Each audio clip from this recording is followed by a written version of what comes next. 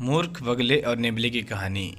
कई सालों पहले की बात है। एक जंगल में एक बरगद का पेड़ था। उस बरगद के पेड़ पर एक बगुला रहा करता था। उसी पेड़ के नीचे एक बिल में एक सांप भी रहता था। वह सांप जो है बड़ा ही दुष्ट था। अपनी भूख मिटाने के लिए वह बगलों के छोटे छोटे बच्चों को खा जाया करता था। इस बात से बेचारा बगुला बहुत परेशान था। एक दिन की बात है। सांप की हरकतों से परेशान होकर बगुला नदी के किनारे जाकर बैठ गया। बैठे बैठे अचानक उसकी आंखों में आंसू आ गए।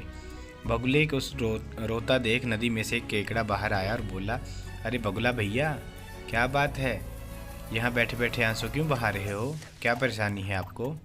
केकड़े की बात सुनकर बगुला बोला, क्या बताऊँ केकड़े भाई, मैं तो उस सांप से परेशान हो गया हूँ। वह बार बार मेरे बच्चों को खा जाता है।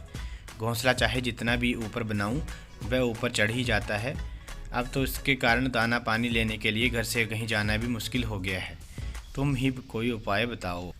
बगुले की बात सुनकर केकड़े ने सोचा कि बगुला भी तो अपना पेट भरने के लिए उसके परिवार वालों और दोस्तों को खा जाता है। क्यों ना ऐसा कोई उपाय किया जाए कि सांप के साथ उसके बगुले का भी खेल खत्म हो जाए। तभी उसे एक उपाय सूझा।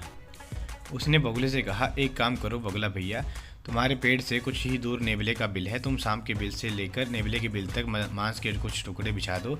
नेवला जब मांस खाते हुए सांप के बिल तक आएगा तो वह सांप को भी मार देगा। बगुले को यह उपाय सही लगा और उसने ठीक वैसा ही किया जैसा केकड़े ने कहा।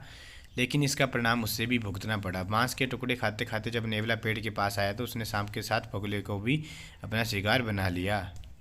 इस कहानी से हमें यह शिक्षा मिलती है दोस्तों कि किसी की भी बात पर आंख बंद करके विश्वास नहीं करना चाहिए। साथ ही उसके परिणाम और दुष्परिणाम के बारे में भी सोच लेना चाहिए।